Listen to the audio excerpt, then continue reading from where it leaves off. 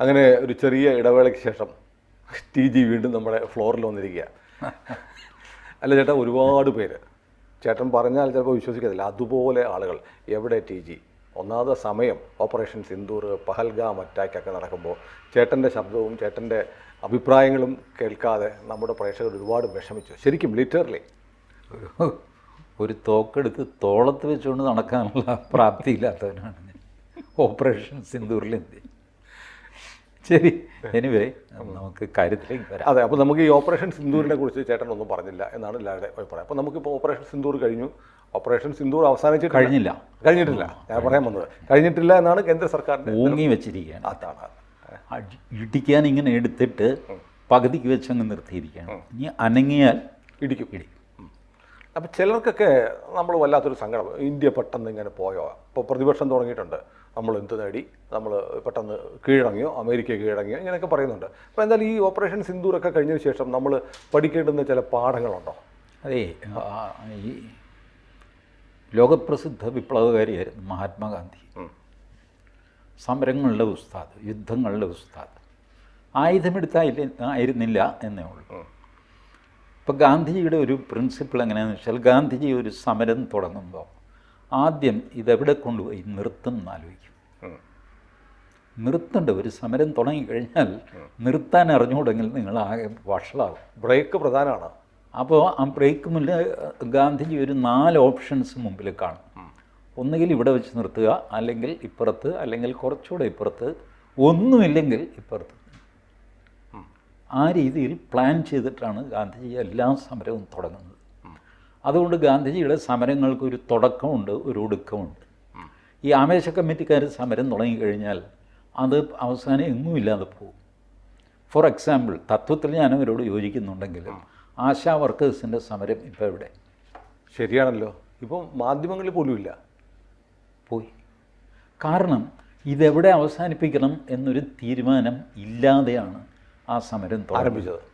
ആവേശ കമ്മിറ്റിക്കാരാണ്, ആത്മാർത്ഥമുള്ളവരാണ് കേട്ടോ. അവരെല്ലാം ആത്മാർത്ഥമുള്ളവരാണ്. കാര്യം SUCI ആയിക്കോട്ടെ, എന്തും ആയിക്കോട്ടെ, ആത്മാർത്ഥമുള്ളവരാണ്. ബട്ട് അത് തുടങ്ങിക്കഴിഞ്ഞിട്ട് പിന്നെ they don't know where to go.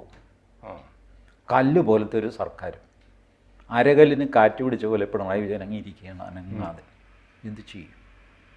ഇതെന്ത് ചെയ്യും എന്നുള്ളത് ഈ സമരം തുടങ്ങുന്നതിന് മുമ്പ് തന്നെ ആലോചിച്ചിരുന്നെങ്കിൽ ഇന്നിങ്ങനെ ഈ ഫിസിൽ ഔട്ട് ചെയ്ത് പോകില്ലായിരുന്നു. അപ്പോൾ ഇതുപോലെയാണ് യുദ്ധങ്ങൾ. യുദ്ധം തുടങ്ങുമ്പോൾ തന്നെ ഇതെവിടെ അവസാനിപ്പിക്കണം, ഏത് സിഗ്നലിൽ നിർത്തണം എന്നൊരു കാഴ്ചപ്പാട് വേണം. ആ കാഴ്ചപ്പാടോടുകൂടിയാണ് ഇന്ത്യൻ പട്ടാളം യുദ്ധം തുടങ്ങിയത്. 71 ഇതുപോലൊരു ഏപ്രിൽ മനേക്ഷയോട് ഇന്ദിരാഗാന്ധി യുദ്ധം തുടങ്ങാൻ പറഞ്ഞു, പാകിസ്ഥാനെ ആക്രമിക്കാൻ. അന്ന് പടിഞ്ഞാറൻ പാകിസ്ഥാൻ കിഴക്കൻ പാകിസ്ഥാനെ അടിച്ച് നാശമാക്കിക്കൊണ്ടിരിക്കുകയാണ്.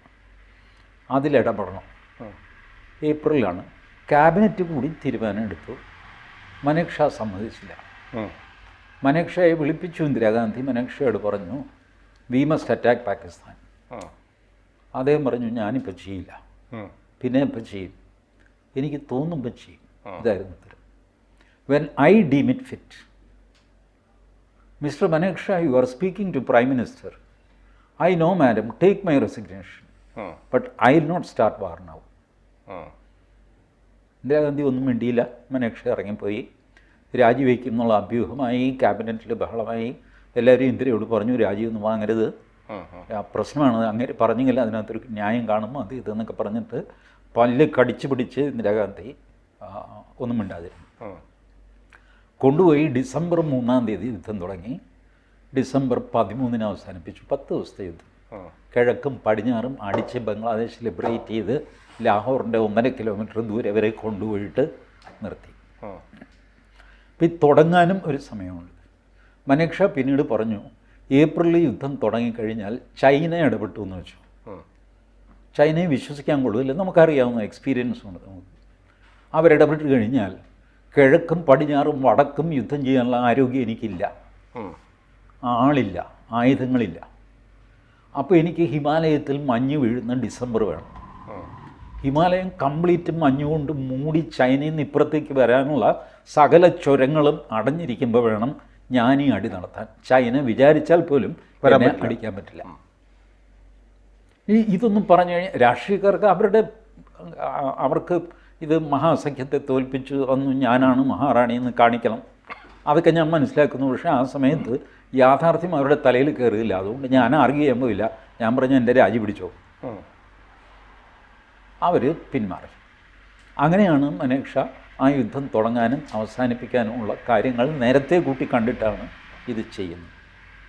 ഇതുപോലെ ഇത്തവണ ഓപ്പറേഷൻ സിന്ദൂർ ഇത് നിർത്തിയിട്ടില്ല. ഓപ്പറേഷൻ സിന്ദൂർ ഞാൻ പറഞ്ഞു ഓങ്ങി വെച്ചിരിക്കുകയാണ്. ഇടി പകുതി കൊണ്ടുവന്ന് നിർത്തിയിരിക്കുകയാണ്. ഈ ചില മോഹൻലാൽ സിനിമയിലൊക്കെ ഉണ്ടല്ലോ, ഇങ്ങനെ ആ ചുരുട്ടിയിട്ട് ഇങ്ങനെ മൂക്കിന് നേരെ കൊണ്ടുവന്നിട്ട് അവിടെ നിർത്തും. അങ്ങനെ നിർത്തിയിരിക്കുകയാണ്. ഇത് അങ്ങനെ നിർത്തണം എന്ന് തീരുമാനിച്ച് നിർത്തിയതാണ്. അല്ലാതെ അവൻ്റെ ഫോൺ വന്നതുകൊണ്ടല്ല. അവൻ്റെ ഫോൺ വന്നില്ലായിരുന്നെങ്കിൽ പോലും ചിലപ്പോൾ ഒരടി കൂടെ കൊടുത്തിട്ട് നമ്മൾ നിർത്തുമായിരുന്നു. കാരണം നിർത്തണം, അല്ലാതെ ഇത് മുന്നോട്ട് കൊണ്ടുപോയിട്ട് നമുക്ക് കൂടുതൽ കുഴപ്പങ്ങളിലേക്ക് പോകരുത്. കാരണം പോകാവുന്നതിൻ്റെ മാക്സിമം നമ്മൾ പോയി. ഒരു കാര്യം സത്യമാണ്, അവൻ്റെ ന്യൂക്ലിയർ കേപ്പബിലിറ്റിയിൽ നമ്മളൊന്ന് ചവിട്ടി. നമ്മൾ അംഗീകരിക്കുന്നില്ലെങ്കിൽ ഇറ്റ് ഈസ് ഡേഞ്ചർ. ഇത് അംഗീകരിക്കാൻ പറ്റില്ല. How can you? കാരണം നമ്മൾ തമ്മിൽ എഗ്രിമെൻ്റ് ഉള്ളതാണ്. എല്ലാ ജാനുവരി 1-ാം തീയതിയും എൻ്റെ ന്യൂക്ലിയർ സ്റ്റോക്ക് പൈൽ ഇന്ന സ്ഥലത്തുണ്ടെന്നും എൻ്റെത് ഇന്ന സ്ഥലത്തുണ്ടെന്നും ഇന്ത്യയും പാകിസ്ഥാനും അങ്ങോട്ടും ഇങ്ങോട്ടും അറിയിക്കും. എന്നിട്ട് അറിയാതെ ആണെങ്കിൽ പോലും ഈ സ്ഥലങ്ങളിൽ ആക്രമണം നടക്കാതിരിക്കാൻ ശ്രദ്ധിക്കും. അങ്ങോട്ടും ഇങ്ങോട്ടും വെടിവെപ്പൊക്കെ അതിർത്തിയിൽ ഉണ്ടാവുകയൊക്കെ ചെയ്യും. ചില ഭാഗത്ത് കയറി ബോംബിടും. നമ്മൾ ബാലാക്കോട്ട് സ്ട്രൈക്ക് അത് ഇതൊക്കെ നടത്തി. അപ്പോഴൊക്കെ ഈ സ്ഥലങ്ങൾ ഒഴിവാക്കണമെന്നാണ്. ഇത്തവണ നമ്മൾ ബോൾഡായിട്ട് കയറിയിട്ടങ്ങ് ചവിട്ടി. അതിലൂടെ നമ്മൾ ഒരു കാര്യം കൂടെ ലോകത്തിനോട് പറഞ്ഞു. ഈ നോ ഫസ്റ്റ് യൂസ് എന്ന് പണ്ട് ഞങ്ങൾ പറഞ്ഞിരുന്നു. അത് പണ്ട് പറഞ്ഞതാണ് കേട്ടോ. ഇപ്പോൾ അത് വാലിഡ് അല്ല. ഞങ്ങൾക്ക് ഫസ്റ്റ് യൂസ് നടത്താനും അറിയാം, അവൻ്റെ സാധനം പണ്ടാറടക്കാനും അറിയാം. ഒരു കാര്യം സത്യമാണ്, 4 ലോ കീ ഭൂകമ്പങ്ങൾ പാകിസ്ഥാനിൽ നടന്നു. അത് റിക്ടർ സ്കെയിലിൽ എല്ലാവരും അറിഞ്ഞ കാര്യമാണ്. പാകിസ്ഥാനിൽ ബോറോണുമായിട്ട് ഈജിപ്ഷ്യൻ വിമാനങ്ങൾ വന്നു. ബോറോണും കോൺക്രീറ്റും ഒക്കെ ചേർത്തിട്ടാണ് ഇത് ഈ റേഡിയേഷൻ കുറയ്ക്കുന്നത്. Once it is out it is problem. So അവിടം വരെ എത്തുമ്പോൾ നിർത്തണ്ടേ?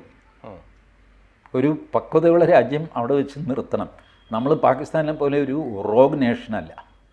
യു ഹാവ് ഗിവൺ നമ്മളൊരു ദേശം ഒന്ന് ഈ തീവ്രവാദം ഇനി നടക്കില്ല എന്ന് മനസ്സിലാക്കുക. ന്യൂക്ലിയർ ബ്ലാക്ക് മെയിൽ ഇനി നടക്കില്ല. ഇനിയുള്ള ഓരോ തീവ്രവാദവും ഓരോ ആക്രമണമായിട്ട് കരുതും. ഈ 3 മെസ്സേജ് നമ്മൾ കൊടുത്തു കഴിയും. പക്ഷെ പാകിസ്ഥാൻ അത് പാലിക്കുമോ? പാകിസ്ഥാൻ ഇത് തീവ്രവാദം ഇല്ലാതെ പാലിക്കേണ്ടെന്ന്. പാലിച്ചില്ലെങ്കിൽ നിങ്ങൾ അതിൻ്റെ കോൺസിക്വൻസസ് അനുഭവിക്കും. ഇത്രേ ഉള്ളൂ. പണ്ട് നിങ്ങൾ ഒരു തീവ്രവാദ ആക്രമണം നടന്നു കഴിഞ്ഞാൽ നമ്മുടെ പരിപാടി എന്താ? നമ്മളൊരു ഡോസിയറൊക്കെ ഉണ്ടാക്കി തെളിവുണ്ടാക്കിയിട്ട് ചേട്ടൻ്റെ ആൾക്കാരാണ് പോരാ, ഇത് ശരിയല്ല, ഇതിൽ ഒപ്പിട്ടതാരാ, ഇങ്ങനെയൊക്കെ പറഞ്ഞിട്ട് അവൻ തെളിവ് പരിശോധിക്കുന്നു. നമ്മൾ തെളിവ് കൊടുത്തോണ്ടേയിരിക്കുന്നു. മുംബൈ ആക്രമണത്തിൽ പോലും അങ്ങനെയല്ലേ? നമ്മൾ ഡോസിയേഴ്സ് 24,000 പേജുള്ള ഡോസിയറാണ് പാകിസ്ഥാൻ കൈമാറിയത്, തെളിവുകൾ. അവനൊരു ചുക്കും ചെയ്യുന്നില്ല. ഇപ്പം അങ്ങനെയല്ല, തെളിവും തരുന്നില്ല, ഒന്നുമില്ല. ഇന്ത്യയിൽ ടെറർ ആക്രമണം നടന്നു കഴിഞ്ഞാൽ അതിൻ്റെ ഉത്തരവാദി പാകിസ്ഥാനാണ്. പാകിസ്ഥാന് അപ്പം അതിൻ്റെ അടി കിട്ടും. അതിന് തെളിവും വേണ്ട, ആരെയും ബോധ്യപ്പെടുത്താനും തയ്യാറാണ്. പക്ഷെ ഇത് പറയുമ്പോഴും ചില ആളുകൾ പറയുന്നത് പാകിസ്ഥാൻ വല്ലാതെ ഡീസ്റ്റെബിലൈസ് ചെയ്യാൻ പറ്റുന്നൊരു സാഹചര്യം ഉണ്ടായിരുന്നു. അവിടെ ഇൻറ്റേർണലി ഒരുപാട് പ്രശ്നം, മറ്റേ ഖൈബർ പഷ്തൂൺ മേഖലയിലെ പ്രശ്നം, BLAയുടെ പ്രശ്നം. ഈ സമയത്ത് നമ്മളൊന്ന് ആഞ്ഞു പിടിച്ചാൽ പാകിസ്ഥാൻ 2-3 കഷ്ണമാകുമായിരുന്നു. ആകുമായിരുന്നു. അതുകൊണ്ട് നമുക്ക് ഇപ്പോൾ പ്രയോജനം ഉണ്ടാകുമോ? അതൊരു ചോദ്യമാണ്. പാകിസ്ഥാൻ 4 കഷ്ണമായി. ബലൂചിസ്ഥാൻ, സിന്ധ്, പഞ്ചാബ്, ഖൈബർ പഖ്തൂൺഖ. ഈ 4 പ്രവിശ്യയിലും ന്യൂക്ലിയർ സ്റ്റോക്ക് ഉണ്ട്. 4 ന്യൂക്ലിയർ രാജ്യങ്ങൾ ഡിസ്ട്രിബ്യൂട്ടഡായിട്ടാണ് വെച്ചിരിക്കുന്നത്. ഈ 4 രാജ്യങ്ങളിലേക്ക് ഡിസ്ട്രിബ്യൂട്ടഡായിട്ട് പോകും ന്യൂക്ലിയർ ആയുധങ്ങൾ. ഇതിൽ റെസ്പോൺസിബിളായിട്ട് ആര് പെരുമാറും? വീടൊന്നും. ഈ ഇറസ്പോൺസിബിളായിട്ടുള്ള ആൾക്കാരുടെ കയ്യിൽ ന്യൂക്ലിയർ ആയുധങ്ങൾ പോയി കഴിഞ്ഞാൽ അതിലും വലിയ ഡേഞ്ചർ വേറെ ഇല്ല. ഇപ്പോൾ ഒരു പാകിസ്ഥാനെ ഡീൽ ചെയ്താൽ മതി. ഇപ്പം ഒരു സിംഗിൾ കമാൻഡിൽ ഇപ്പോൾ നിൽക്കുകയാണ്. 4 കമാൻഡ് ആയിക്കഴിഞ്ഞാൽ അതിൽ 2 കമാൻഡ് നമ്മളോട് ഫ്രണ്ട്ലി ആയിട്ട് നിൽക്കും എന്ന് വിചാരിക്കാം. ഖൈബർ പഖ്തൂൺഖയും ബലൂചിസ്ഥാനും ഏകദേശം 90% we are sure that they will stand with us. But what about Punjab and Sindh? സിന്ധും കുറച്ച് മയപ്പെട്ടു. ഫേവറബിളായിട്ട് നിൽക്കും. പഞ്ചാബി മുസ്ലിംസാണ് ഏറ്റവും വലിയ വയലൻ്റ് ആയിട്ടുള്ള ആൾക്കാർ. അവരെങ്ങനെ പെരുമാറും? അവർക്ക് തീരെ ചെറിയൊരു രാജ്യം, ഒരു നമ്മളുടെ ലഷ്കർ ഇ തയ്ബയ്ക്ക് ഒരു രാജ്യമുണ്ടെന്ന് വെച്ചു. ആ രാജ്യമാണ് ജെയ്ഷെ മുഹമ്മദും ലഷ്കർ ഇ തയ്ബയും കൂടെ. അതായിട്ട് പാകിസ്ഥാൻ പഞ്ചാബ് മാറും. പാകിസ്ഥാൻ പഞ്ചാബും മാറും. Do we need that now? Can we manage it? So let us wait. It's a ഇതിന് നേരെ തിരിച്ചുള്ള ആർഗ്യുമെൻസും പറയാം. ഇറ്റ്സ് എ മാറ്റർ ഓഫ് ഒരു പ്രൂഡൻറ്റ് തീരുമാനം ഇന്ത്യൻ പട്ടാളവും ഇന്ത്യൻ പൊളിറ്റിക്കൽ ഡിസ്പെൻസേഷനും കൂടെ എടുക്കുന്നു. This is in our interest. History may prove them wrong. നാളെ ഒരു കാലത്ത് 25 വർഷം കഴിയുമ്പോൾ അന്ന് അങ്ങനെ ചെയ്തിരുന്നെങ്കിൽ എന്ന് ചിലപ്പോൾ പറയുമായിരിക്കാം. നമുക്കറിയില്ല ഫ്യൂച്ചറിൽ എന്തൊക്കെ സംഭവിക്കും. ബട്ട് ഇപ്പോഴത്തെ അവസ്ഥയിൽ അവരെടുത്തൊരു തീരുമാനം ഇത് മതി, ഇപ്പം ഇത് അട്ടിമറിക്കേണ്ട, അത് മൂക്കട്ടെ. ഒരു പ്രധാനപ്പെട്ട കാര്യം കൂടെ എനിക്ക് ചോദിക്കാനുള്ളത്, ഇപ്പം നമ്മൾ വലിയ പ്രതീക്ഷയോടെ അമേരിക്ക ഒരു ന്യൂട്രൽ സ്റ്റാൻഡെങ്കിലും എടുക്കുമെന്നാണ് നമ്മൾ കരുതിയത്. ട്രംപ് വന്നതോടെ ട്രംപും മോദിയും തമ്മിലുള്ള ഒരു സൗഹൃദം ഒരുപാട് പാടിപ്പുകഴ്ത്തപ്പെട്ട ഒരു സൗഹൃദമാണ്, നമ്മളൊക്കെ കൊണ്ടാടിയിട്ടുണ്ട്. അപ്പോൾ പക്ഷേ ഈ സമയത്ത് IMFൻ്റെ വായ്പ കൊടുക്കുന്നു. ട്രംപ് വന്നിട്ട് ഞാനാണിതിൻ്റെ എട്ടുകാലി മമ്മൂഞ്ഞിനെ പോലെ അങ്ങനെ നിരന്തരം അവകാശപ്പെടുന്നു. ഒരു തവണയല്ല, പലതവണ. ഇന്ത്യ ഡിനേ ചെയ്തതിന് ശേഷവും അങ്ങനെ അവകാശപ്പെട്ട് മോദിയെ വല്ലാത്തൊരു പ്രതിസന്ധിയിലേക്ക് തള്ളിവിടുന്നൊരവസ്ഥ പോലും ഉണ്ടാകുന്നു. തേർഡ്ലി, തുർക്കിക്ക് വലിയ തോതിൽ മിസൈൽ സൗകര്യങ്ങൾ കൊടുക്കുന്നു. ഇന്ത്യക്കെതിരെ പാകിസ്ഥാനെ സഹായിച്ച തുർക്കിക്ക്. We were not shocked. At least നമ്മുടെ അഡ്മിനിസ്ട്രേഷന് ഒരു ഷോക്കും ഉണ്ടായില്ല. കാരണം ഈ പരിപാടി മുൻകൂട്ടി കണ്ടിട്ടാണ് ഈ ക്യാബിനറ്റ് കമ്മിറ്റി ഓഫ് സെക്യൂരിറ്റി എന്ന് പറയുന്നത്. അതിൽ വിദേശകാര്യമന്ത്രിയും പ്രതിരോധ മന്ത്രിയും ആഭ്യന്തരമന്ത്രിയും ഒക്കെയാണ്. കംപ്ലീറ്റ് ഇൻ്റലിജൻസിൻ്റെ ശേഖരം അവിടെയുണ്ട്.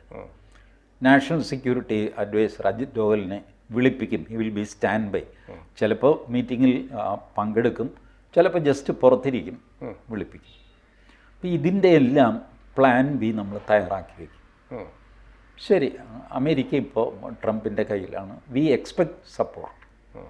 സപ്പോസ് അവർ ന്യൂട്രലായിട്ട് നിൽക്കുകയാണ്, ഞങ്ങൾക്കൊന്നും പറ്റില്ല എന്ന് പറഞ്ഞു. നമ്പർ 2, അവരെതിരായിട്ട് വരുന്നു. USS ഹാരി ട്രൂമാൻ അറബിക്കടലിലേക്ക് വരുന്നു. What will we do? ഇതിനെല്ലാം ഉത്തരം കണ്ടിട്ടാണ് ഈ കാര്യത്തിലേക്ക് നമ്മൾ ഇറങ്ങുന്നത്. ഒരു കാര്യവും നമ്മൾ ചാൻസിന് വിടുകയില്ല. ഇപ്പോൾ റഷ്യ നമ്മളുമായിട്ട് നല്ല കൂട്ടിലാണ്, അതൊക്കെയാണ്. ബട്ട് അപ്പോൾ അജിത് ഡോവൽ പറയും, ഞാനതിനൊരു കൗണ്ടർ പറയട്ടെ. റഷ്യ ചൈനയുമായിട്ട് നല്ല അടുപ്പത്തിലാണ്. They are good friends. Ukraine യുദ്ധത്തിലൊക്കെ ചൈന റഷ്യയെ സാമാന്യം ഭേദപ്പെട്ട രീതിയിൽ സഹായിച്ചിട്ടുണ്ട്. They are friendly with China also. China റഷ്യയോട് പറയുകയാണ്, ചേട്ടൻ ഇതിൽ ഇടപെടരുത്. ഞാനും ഇടപെടുന്നില്ല, അത് പാകിസ്ഥാനും ഇന്ത്യയും തമ്മിൽ തല്ലിത്തീർക്കുന്നുണ്ട്. അല്ല, അപ്പോൾ അമേരിക്ക ഇടപെട്ടോട്ടെ എന്ന് ചേട്ടൻ ഇടപെടണ്ട എന്ന് പറഞ്ഞിട്ട് റഷ്യ അത് സമ്മതിച്ചാൽ നമ്മൾ എന്ത് ചെയ്യും? We don't have support from Russia. USA is against us. അങ്ങനെയാണെങ്കിൽ നമ്മൾ എന്ത് ചെയ്യും?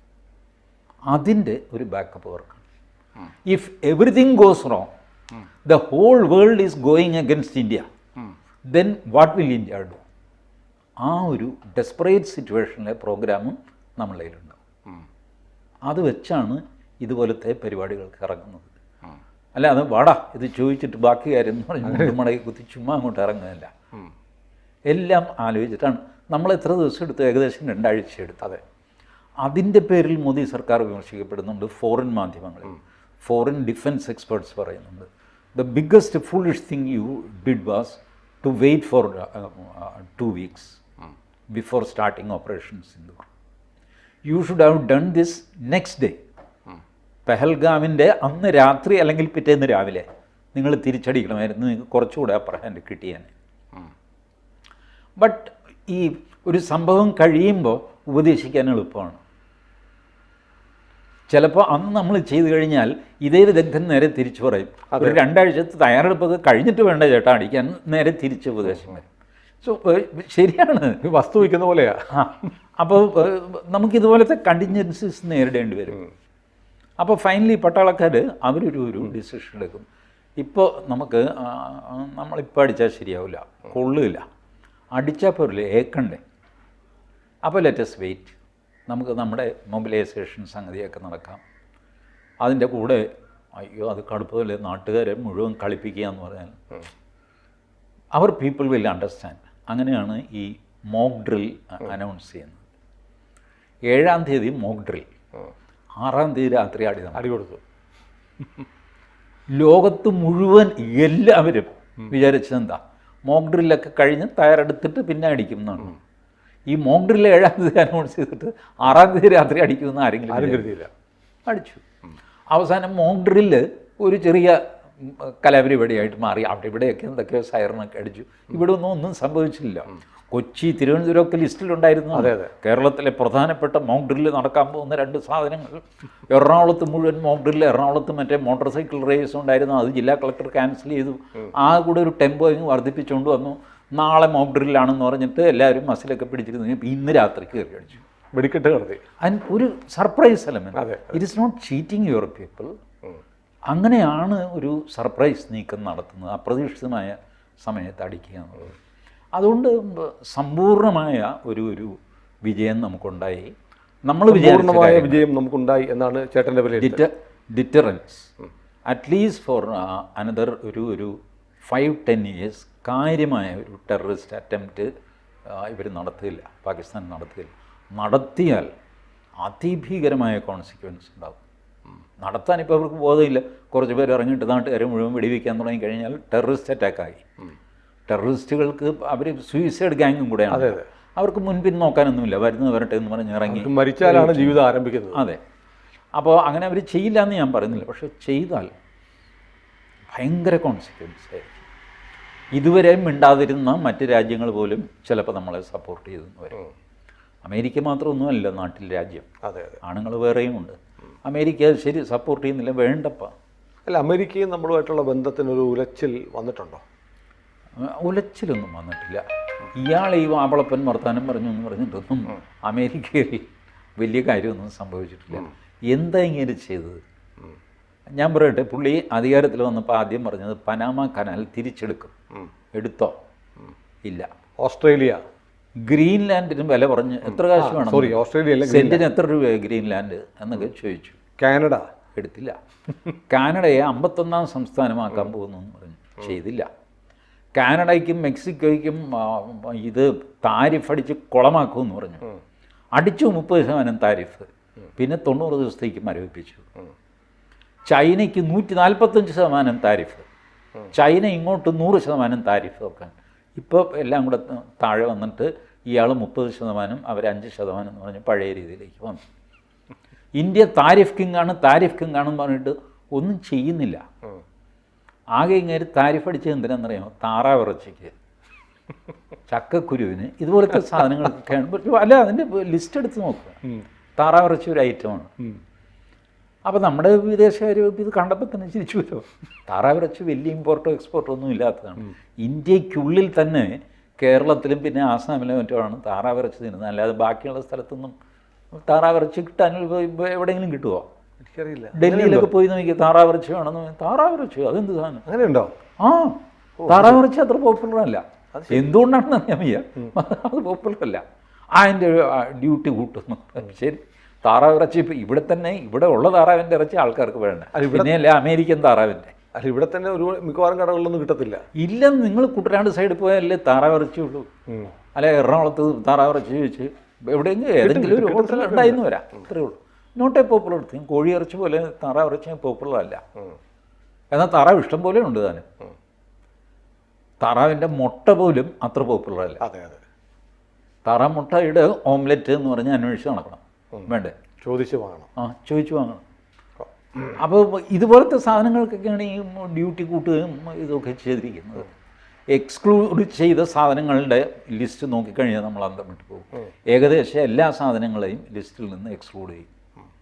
ഒരു താരിഫ് ഇങ്ങനെ, India will have to pay 35% tariff except for the following items. ഈ എക്സെപ്ഷൻ ലിസ്റ്റിൽ 150 ഐറ്റം ഉണ്ട്. മറ്റേ ഒറിജിനൽ താറാവിറച്ചി അടക്കം 6 ഐറ്റം ഉണ്ട്. ഇങ്ങനെയൊക്കെയാണ് അമേരിക്ക ചെയ്തിരിക്കുന്നത്. അതുകൊണ്ട് നമ്മൾ വലിയ ബഹളമൊന്നും വയ്ക്കുന്നില്ല. ഇദ്ദേഹത്തിൻ്റെ റിപ്ലൈ വന്നില്ല, ജയശങ്കറിൻ്റെ റിപ്ലൈ ഉണ്ട്. ജയശങ്കർ പറഞ്ഞു, ഒരു ഡീൽ എന്ന് പറഞ്ഞു കഴിഞ്ഞാൽ 2 വശത്തുമുള്ള ആൾക്കാർക്ക് ബെനിഫിറ്റ് കിട്ടണം. അങ്ങനൊരു സംസാരം ഇതുവരെ ഉണ്ടായിട്ടില്ല. അതിന് മുമ്പ് ഇതുപോലെയൊക്കെ പറയുന്നത് പ്രിമച്വർ ആയിരിക്കും. പ്രിമച്വർ എന്ന് പറഞ്ഞു കഴിഞ്ഞാൽ ട്രംപ് പറഞ്ഞതിന് ട്രംപിന് മെച്യൂരിറ്റി ഇല്ല എന്നാണ്. പ്രിമച്വർ സ്റ്റേറ്റ്മെൻറ്റ് ഇറക്കുന്നതാണ്. മെച്യൂരിറ്റി ഇല്ലാത്തതുകൊണ്ടാണല്ലോ premature. This is the reply. ഏതായാലും നമ്മൾ ഈ രണ്ടാഴ്ചയിലേറെ കഴിഞ്ഞിട്ടാണ് നമ്മൾ ഇരിക്കുന്നത്. അപ്പോൾ യുദ്ധം സംസാരിക്കാൻ കഴിഞ്ഞില്ല. പക്ഷേ ഇപ്പോൾ TG പറഞ്ഞത്, ചേട്ടൻ ഇതുവരെ പറഞ്ഞതിൽ നമ്മുടെ ഫ്ലോറിൽ വന്ന് പറഞ്ഞ ഒരു നിരീക്ഷണങ്ങളിൽ നിന്ന് വളരെ വ്യത്യസ്തമായ നിരീക്ഷണമാണ്. പലരും ഇതാണ് കേൾക്കാൻ കാത്തിരുന്നത്. നിരാശയുള്ള ചില ആളുകൾക്ക് ആ നിരാശ മാറിക്കാണും. അല്ല, ഈ നിരാശ ഉണ്ടാകുന്നത് ഒന്ന്, യുദ്ധത്തിൽ നമുക്ക് വിമാനങ്ങൾ നഷ്ടപ്പെട്ടോ ഉണ്ടാവും എന്നാണ് ഞാൻ വിചാരിക്കുന്നത്. യുദ്ധമാണ്, നമുക്ക് നഷ്ടമുണ്ടാകും.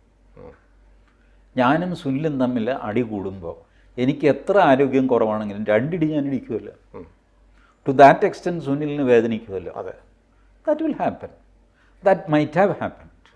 പക്ഷേ റഫേൽ പോയിട്ടില്ല എന്ന് റഫേൽ അവർ നിർമ്മിക്കുന്നവരും എയർഫോഴ്സും ഒക്കെ പറയുന്നുണ്ട്. ഭാരതത്തിന് ക്ലിയർ കട്ട് വിക്ടറിയാണ് എന്ന് ആദ്യം പറഞ്ഞ ഒരു ഫോറിൻ ഒബ്സർവർ, ഓസ്ട്രിയക്കാരൻ ടോം കൂപ്പർ, അന്താരാഷ്ട്ര പ്രശസ്തനായ